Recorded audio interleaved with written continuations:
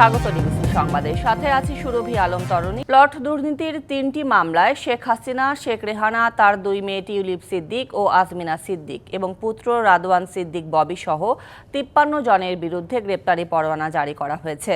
ঢাকার metropolitan senior special জাজ জাকির হোসেন গালিবের আদালত দুদকের দেয়া অভিযোগপত্র আমলে নেন। আসামিরা পলাতক থাকায় আদালত তাদের বিরুদ্ধে গ্রেপ্তারি পরোয়ানা জারি করেছে। এছাড়া আসামিদের গ্রেপ্তার করা হয়েছে কিনা সে বিষয়ে প্রতিবেদন দেওয়ার জন্য ২৭ এপ্রিল নির্ধারণ করা হয়েছে। রাজধানীর পূর্বাচলে প্রভাব খাটিয়ে শেখ হাসিনা, শেখ রেহানা, রাদওয়ান, ববি সিদ্দিক ও আজমিনা সিদ্দিক প্লট বাগিয়ে নিয়েছেন বলে অভিযোগ উঠেছে। শেখ পরিবারের অন্যতম সদস্য শেখ হাসিনা, শেখ রেহানা সিদ্দিক আর টিউলিপ রাদওয়ান সিদ্দিক সহ ৪৭ জনের বিরুদ্ধে আর ৩টি মামলায় যে মামলাটি দায়ের করেছিল এদের বিরুদ্ধে পরবর্তীতে এই মামলাগুলো দুদক তদন্ত করে অভিযোগপত্র, যেটাকে আমরা চার্জশিট বলি, যেটা দাখিল করা হয়। আজ শুনানির পর আজকে এই অভিযোগপত্রগুলি শুনানি হয় এবং মাননীয় আদালত সেটা আমলে নেন, নিয়ে তাদের বিরুদ্ধে গ্রেপ্তারি পরোয়ানা জারি করেন। কিছু ক্ষেত্রে ব্যতিক্রম ছাড়া জুলাই আগস্ট হত্যা মামলার আসামিদের হাইকোর্ট জামিন দিলেও নিম্ন আদালত তা খারিজ করে কারাগারে পাঠাচ্ছে বলে জানিয়েছেন আইন উপদেষ্টা আসিফ নজরুল। দুপুরে সচিবালয়ে সংবাদ সম্মেলনে তিনি জানান, সন্ত্রাস বিরোধী আইনেও হাইকোর্ট থেকে সন্ত্রাসীদের জামিন দেয়া হচ্ছে। পরবর্তীতে তাদেরও জামিন বাতিল করে পুলিশ গ্রেপ্তার করছে। শীর্ষ সন্ত্রাসীরা বিগত সরকারের আমলে জামিন পেলেও এই সরকারের সময় কারাগার থেকে বের হয়েছে বলে দাবি করেন তিনি। মাগুরার আলোচিত শিশু আসিয়া ধর্ষণ ও হত্যাকাণ্ডের ঘটনায় দ্রুত সময়ের মধ্যে বিচারের আশ্বাসও দেন উপদেষ্টা। এছাড়া মডেল মেঘনা আলমের গ্রেপ্তার প্রক্রিয়াকে সঠিক নয় বলে মনে করেন আসিফ নজরুল।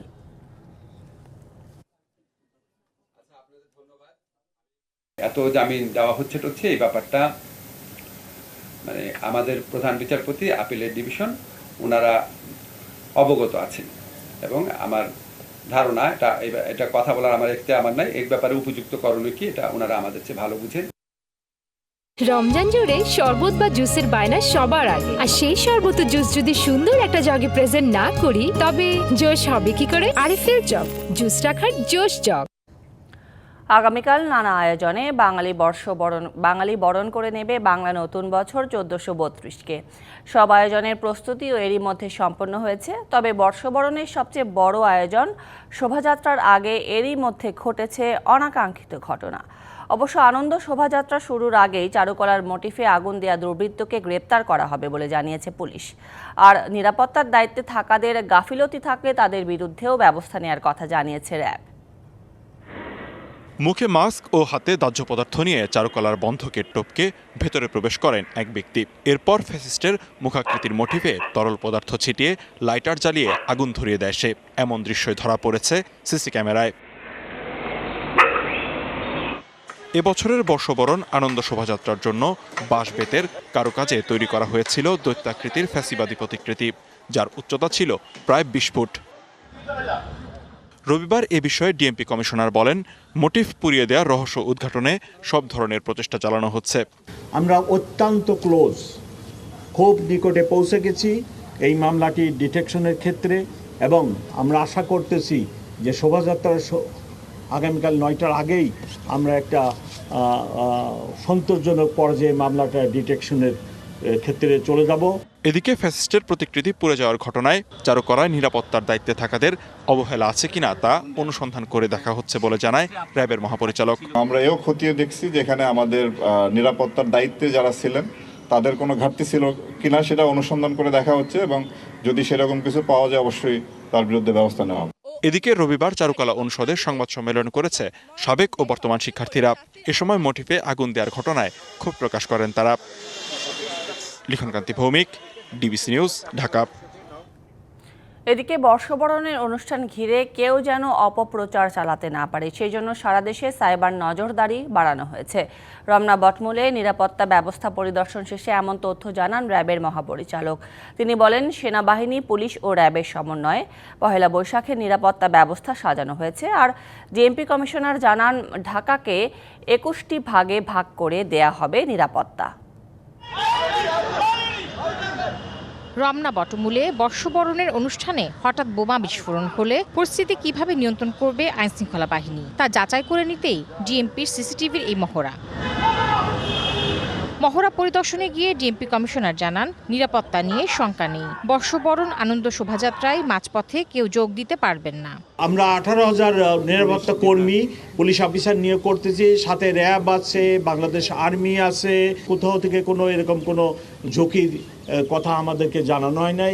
রমনায় নিরাপত্তা পরিস্থিতি পরিদর্শনে যান র্যাবের মহাপরিচালকও। তিনি জানান, বর্ষবরণ ঘিরে কয়েক স্তরে দেশব্যাপী সাজানো হয়েছে নিরাপত্তা ব্যবস্থা। মোটরসাইকেল পেট্রোল, গাড়ি পেট্রোল, চেকপোস্ট, অবজারভেশন টাওয়ার এবং আমাদের গোয়েন্দা নজরদারি অব্যাহত আছে। আমরা সর্বপ্রকার নিরাপত্তামূলক ব্যবস্থা গ্রহণ করেছি এবং আশা করি এই অনুষ্ঠানটি সুন্দরভাবে সুষ্ঠুভাবে সম্পন্ন করতে আমরা সক্ষম হব। ভোরের আলো ফুটতে ফুটতে ভৈরবীতে রাগালাপ দিয়ে ছায়ানটের 150-র বেশি শিল্পী বরণ করবেন নতুন বছরকে। এবারের বার্তা, আমার মুক্তি আলোয় আলোয়। পহেলা বৈশাখে নির্ধারিত সময়ে অনুষ্ঠান শেষ করার পাশাপাশি বিশেষ নিরাপত্তা নির্দেশনা মেনে চলার আহ্বান ডিএমপির। Tahsina Jesy, DBC news, Dhaka. 2 KG fast wash detergent powder এখন 325 টাকায়, সাথে 2টি ওয়াশিং সোপ ফ্রি। সাদার আরেক নাম ফার্স্ট ওয়াশ ডিটারজেন্ট পাউডার। নানা মত, ধর্ম আর রাজনীতির মধ্যেও এদেশের মানুষ এক পরিবার, এমনটা জানিয়ে যার যার মতো করে বর্ষবরণ উৎসব উদযাপনের আহ্বান জানিয়েছেন প্রধান উপদেষ্টা ডক্টর মোহাম্মদ ইউনূস। ঢাকায় আন্তর্জাতিক বৌদ্ধ বিহারে সম্প্রীতি ভবনের ভিত্তিপ্রস্তর স্থাপন অনুষ্ঠানে কথা বলেন তিনি। রবিবার সকালে ঢাকার মেরুলবাড্ডায় আন্তর্জাতিক বৌদ্ধবিহারে সম্প্রীতি ভবনের ভিত্তিপ্রস্তর স্থাপন করেন প্রধান উপদেষ্টা ডক্টর মোহাম্মদ ইউনূস। এ সময় উপস্থিত ছিলেন 3 বাহিনীর প্রধান। এ সময় সেনা প্রধান বলেন, পার্বত্য অঞ্চলে শান্তি বজায় রাখতে সব করবে সেনাবাহিনী। আমরা চাই চিটাগং হিল ট্র্যাক্টসে পার্বত্য চট্টগ্রামে যেন শান্তি বিরাজ করে, তার জন্য যা কিছু করতে হয় আমরা করতে রাজি আছি। পরে প্রধান উপদেষ্টা বলেন, এদেশের সাথে আন্তর্জাতিক সম্প্রীতি দৃঢ় করবে সম্প্রীতি ভবন। নানা মত, ধর্ম আর রাজনীতির মধ্যেও এদেশের মানুষ এক পরিবার। নানা মত, ধর্ম, রীতিনীতির মধ্যেও আমরা সবাই এক পরিবারের সদস্য। এদেশের হিন্দু, মুসলমান, বৌদ্ধ, খ্রিস্টান, পাহাড় ও সমতলের বিভিন্ন সম্প্রদায় ও জনগোষ্ঠী সব মিলিয়ে এদেশের মানুষের বিচিত্র ভাষা, সংস্কৃতি, ঐতিহ্য। সবাইকে বাংলা নববর্ষের শুভেচ্ছা জানিয়ে যার যার মতো করে এবার উৎসব উদযাপনের আহ্বান জানান ডক্টর ইউনূস। দেশকে এগিয়ে নিতে জোর দেন সম্প্রীতি ও মানবিক মূল্যবোধের ওপর। পহেলা বৈশাখ আমাদের এই সম্প্রীতির অন্যতম প্রতীক। প্রত্যেকে নিজ নিজ উপায়ে নিজেদের রীতি অনুযায়ী আগামীকালকে উদযাপন করব। আমরা সবাই সার্বজনীন এই উৎসবে অংশ নেব। দেশের ঐতিহ্য সংরক্ষণে কিশোর ও তরুণদের সম্পৃক্ত করারও আহ্বান জানান প্রধান উপদেষ্টা। এরকম অনুষ্ঠানে আমরা ভবিষ্যতে শুধু আপনাদের নিজেদের ছেলে মেয়ে না, বাংলাদেশের অন্যান্যদের ছেলে মেয়েদেরকে নিয়ে আসা, এটা আমাদের ঐতিহ্যের একটা অংশ। মনিরুল সোহাগ, ডিবিসি নিউজ, ঢাকা। বর্তমান বিচার ব্যবস্থা একটি দ্বৈত প্রশাসনিক ব্যবস্থার মধ্য দিয়ে চলছে, তাই সুপ্রিম কোর্টের জন্য আলাদা সচিবালয় স্থাপন জরুরি বলে মন্তব্য করেছেন প্রধান বিচারপতি ডক্টর সৈয়দ রেফাত আহমেদ। সকালে খুলনা জজ কোর্ট প্রাঙ্গণে বিচার প্রার্থীদের জন্য স্থাপিত ন্যায়কুঞ্জ উদ্বোধন শেষে তিনি কথা বলেন। এই সময় তিনি আরও বলেন, বিচার ব্যবস্থাকে আরও স্বচ্ছ ও বিচার প্রার্থীদের অসুবিধা দূর করতে 12 দফা সংস্কার কার্যক্রম চলছে। এই সংস্কার শেষ হলে দেশে একটি কাঙ্ক্ষিত টেকসই বিচারিক ব্যবস্থা চালু হবে।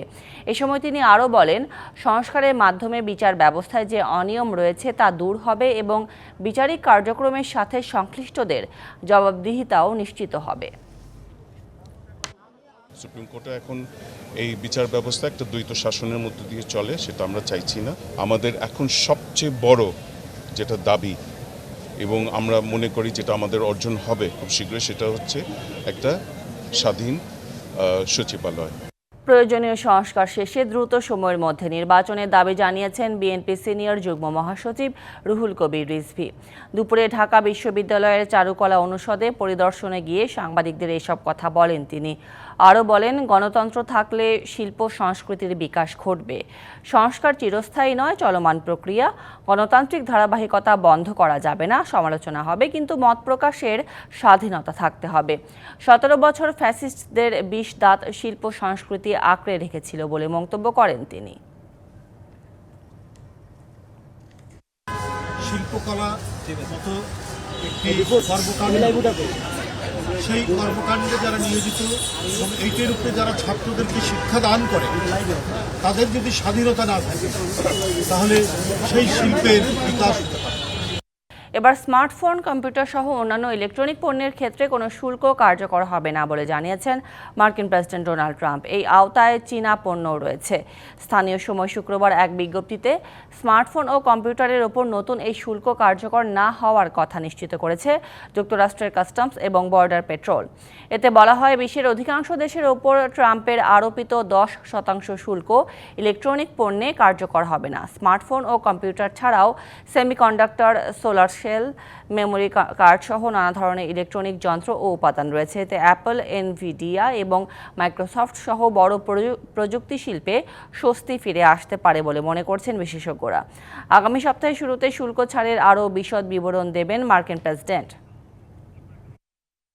প্ল্যান তো ভালোই, কিন্তু এই ফ্যালকন অ্যালুমিনিয়ামে কেন? কারণ সাধারণ অ্যালুমিনিয়ামে স্ক্র্যাচ ও মরিচা পড়ে নষ্ট হয় সহজেই। ফ্যালকন অ্যালুমিনিয়াম মাল্টিলেয়ার অ্যানোডাইজড হওয়ায় সম্পূর্ণ স্ক্র্যাচ প্রুফ ও দেয় লাইফ টাইম গ্যারান্টি। বাহ! ফ্যালকন অ্যালুমিনিয়াম, নির্ভরতার প্রতীক।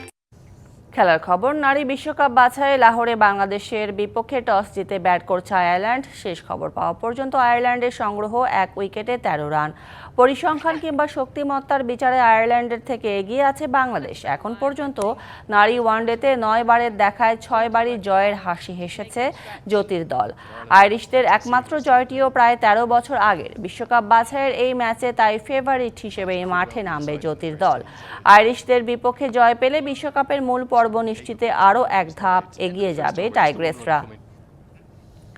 এদিকে জিম্বাবুয়ের বিপক্ষে প্রথম টেস্টের জন্য সিলেটে প্রস্তুতি ক্যাম্প শুরু হয়েছে টাইগারদের। 20 এপ্রিল থেকে সিলেট আন্তর্জাতিক ক্রিকেট স্টেডিয়ামে শুরু হবে ম্যাচ। এর আগে 2 ধাপে সিলেটে পৌঁছেছে বাংলাদেশ দলের খেলোয়াড়রা। শনিবার রাতেই দলের অধিকাংশ ক্রিকেটাররা ডিপিএল-এর ম্যাচ শেষ করে সিলেটে পৌঁছে যান। বাকিরা গেছেন আজ। 12 এপ্রিল থেকে এই ক্যাম্প শুরু হবার কথা থাকলেও সেটা একদিন পেছানো হয়। 2 টেস্ট খেলতে 15 এপ্রিল বাংলাদেশে আসবে জিম্বাবুয়ে দল। চ্যাম্পিয়ন্স ট্রফির পর এই সিরিজ দিয়ে বাংলাদেশ দলের আন্তর্জাতিক ক্রিকেটে আবারও ব্যস্ততা ফিরেছে।